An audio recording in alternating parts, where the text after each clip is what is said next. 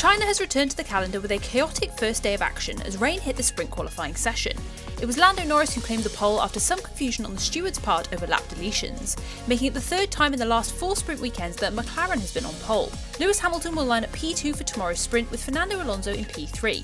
I'm Lucy. And I'm Dan, and welcome to the latest in the F1 World podcast, bringing you analysis and deep dives into the F1 world. Let's review what we saw during today's sprint shootout session for the Chinese Grand Prix, starting with SQ1.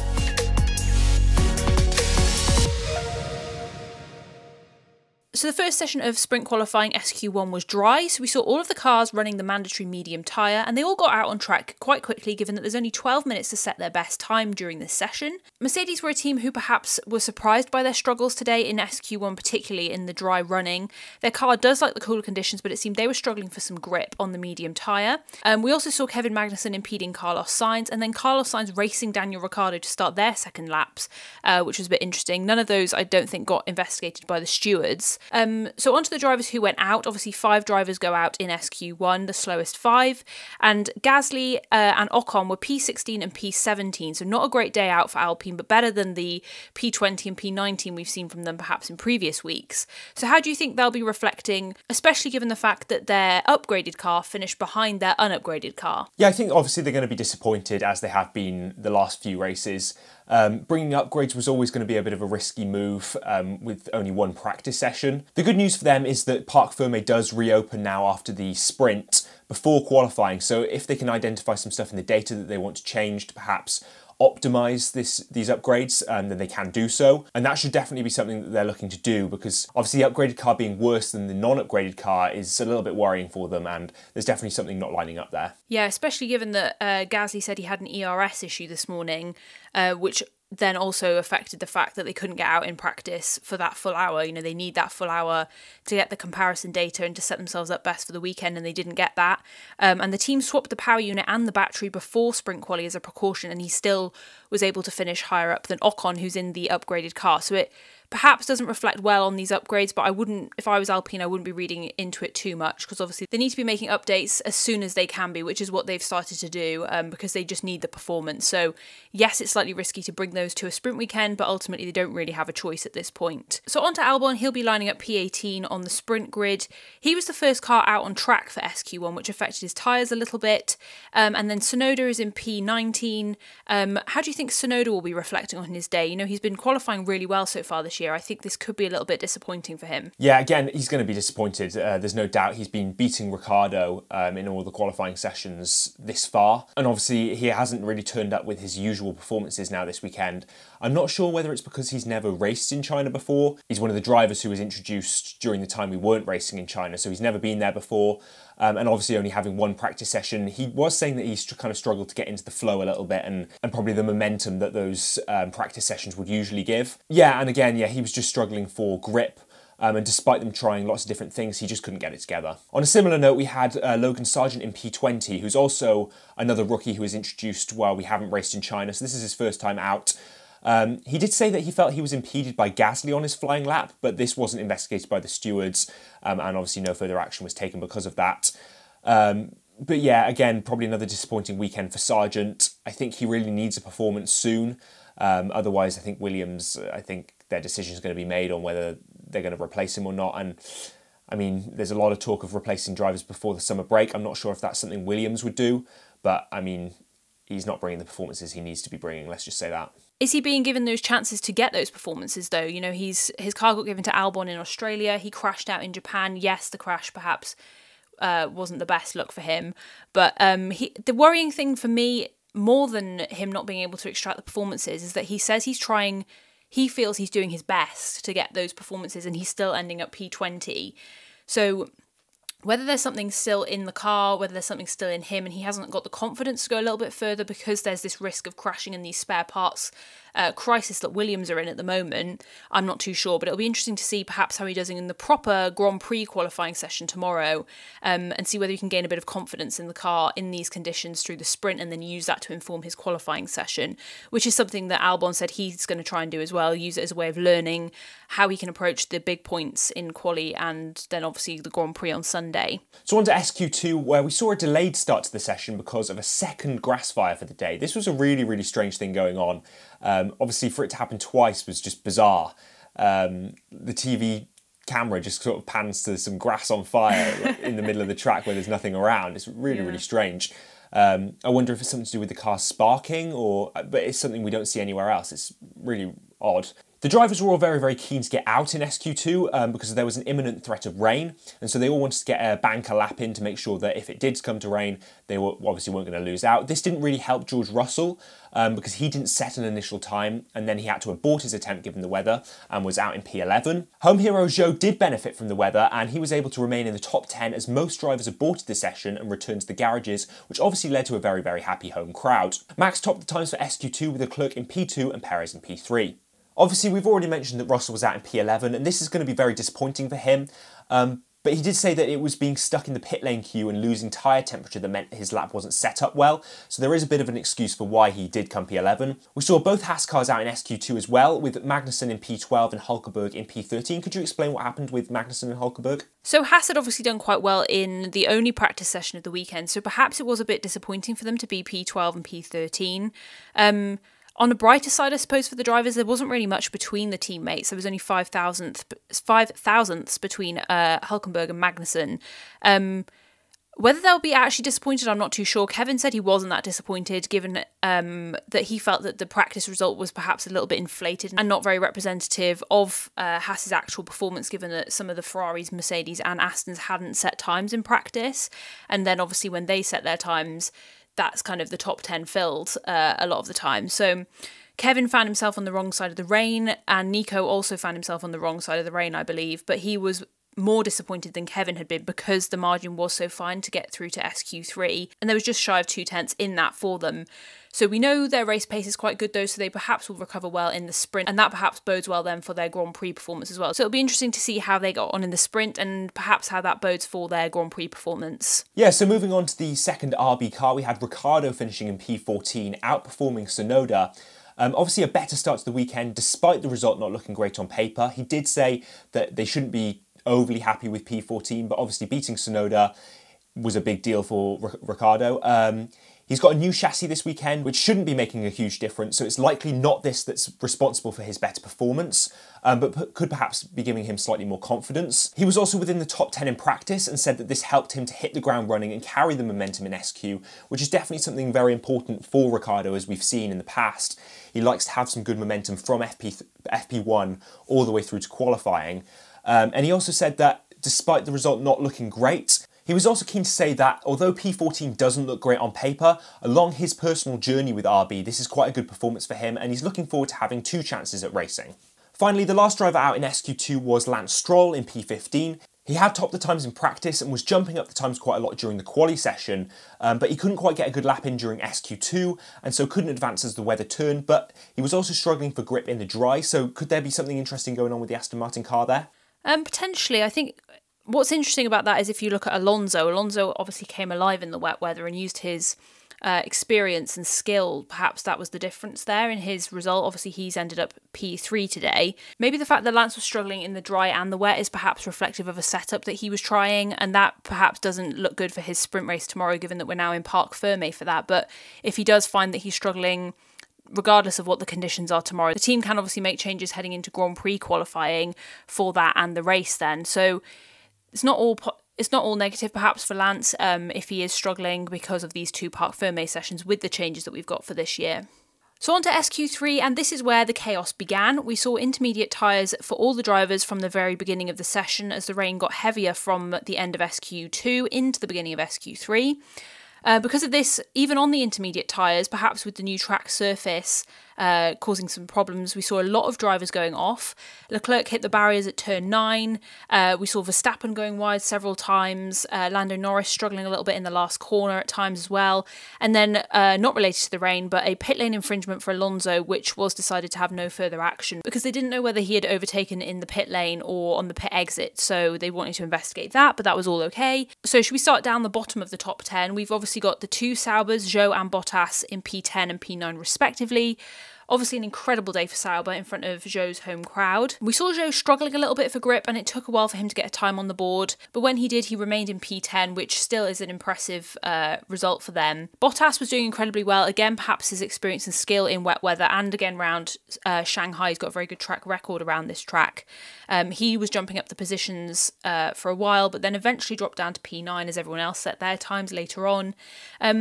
It's been really nice to see how Bottas has been really supportive of Zhou during his first home race weekend. It can be a big thing for a driver to go to their home race, and obviously Zhou's missed out on this for the past 2 years he's been in the sport. And he said that he was truly happy for Zhou and the Chinese fans with this special result. So what do you think they can do with this special result tomorrow? Are they looking like they could be getting points? Yeah, I think that they'll definitely be hoping to turn their SQ performance into some points tomorrow. Obviously, there's only points awarded down to 8th position, so they will need to make up a couple of positions if they are to make the points. If the weather is dry tomorrow, one of their team representatives has said that their performance was positive on the medium tyres in the dry, which would be good for the sprint, especially given that they don't need to do pit stops. This could work out very well for them and bring them into the points, hopefully. So above them, starting in P8, we have Oscar Piastri, who said he had a bit of a mixed day.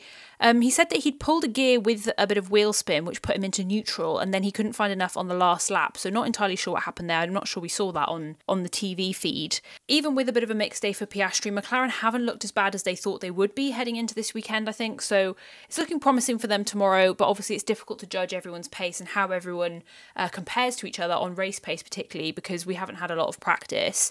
I think Ferrari find themselves in a bit of a similar position to McLaren. They're not entirely sure how they line up against everyone else in terms of race pace. But Fred did say that they'd done some promising work on their tyre prep in the dry conditions, which obviously could help them in the sprint tomorrow and then further on in the weekend as well. On the other side, we have a bit of a disappointing result for Red Bull, I think. Max is in P4 and Sergio is in P6. Max really struggled in the wet conditions in SQ3, which isn't really like him. He's normally pretty good in the wet. He said it was like driving on ice. So what do you think happened for him, and how do you think they'll be feeling heading into the sprint race? Yeah, really not sure, to be honest. It flicked to an on-board of Max, and I was thinking, okay, here we go, we're going to see a nice pole lap here.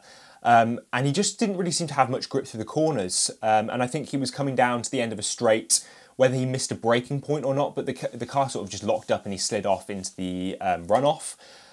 Obviously, I think both Red Bulls are going to be disappointed with that, but I wouldn't put it past Max to still win the sprint tomorrow. And obviously we've still got the race qualifying after the sprint, so I'm sure he can do slightly better in that. I think just a little note on that, I think it's going to be very interesting to see how the drivers do adapt going straight from the sprint into a qualifying session. That's two quite intense sessions straight after each other. I think it's going to be interesting to see how a lot of the drivers react to that kind of change in format. Yeah, definitely. It's going to be a switch as well between sort of their racing brain and then their one-lap pace brain. I'm not entirely sure if they feel that split themselves, but from an outside perspective, I feel like that would be a bit of a struggle for them. Exactly, and to add to that, obviously we have Parc Fermé reopening now after the sprint. Our team's going to be able to make the changes that they want ahead of qualifying. Obviously they have the data to look at from today, and they can probably plan the changes that they want to make, but if the weather's significantly different or something pops up in the sprint race, are they going to be able to make the changes that they want in time without having a huge impact on their qualifying sessions?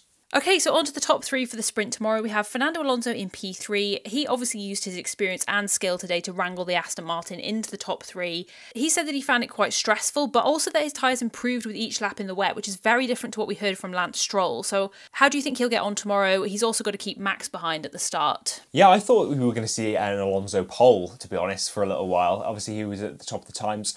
I think he'll probably get on quite well tomorrow. Like you said, he's going to struggle to keep Max behind at the start, and perhaps that'll impact... Well, actually, I suppose there's no pit stops, really, are there, in the sprint? So perhaps not. I was going to say it might impact his strategy.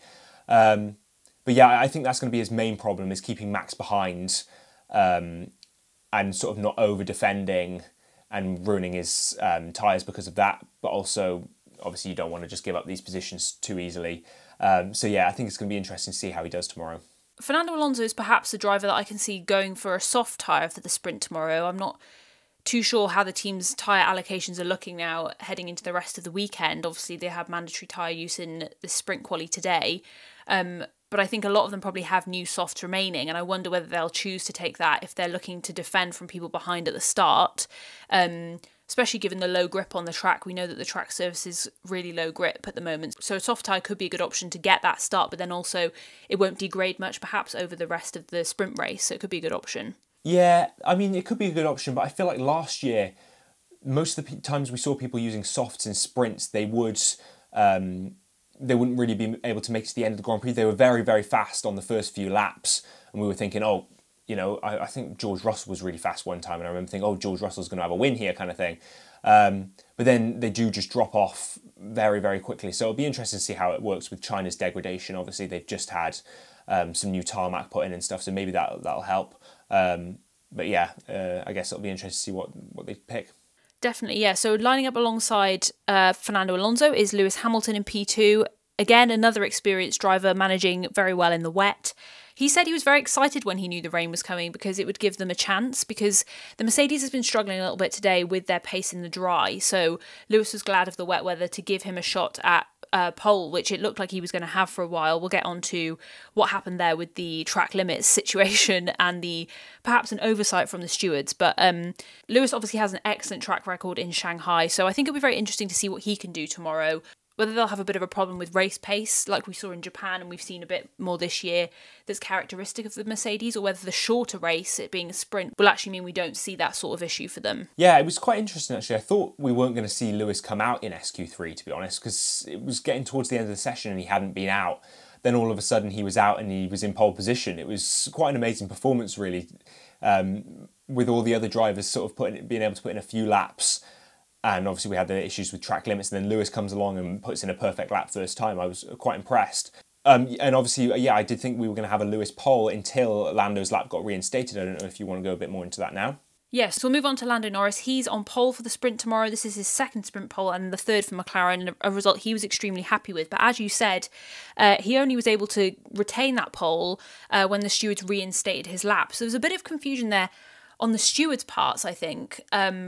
And I'm a bit confused as to how they've sort of found this issue, because they were acting as though there was a clause in place in the race director's event notes that hasn't been in place since Bahrain. So the race director's event notes, if you don't know, is a document that's issued before the race weekend at every race with details about the procedures that will be happening at that race specifically for the teams and the drivers.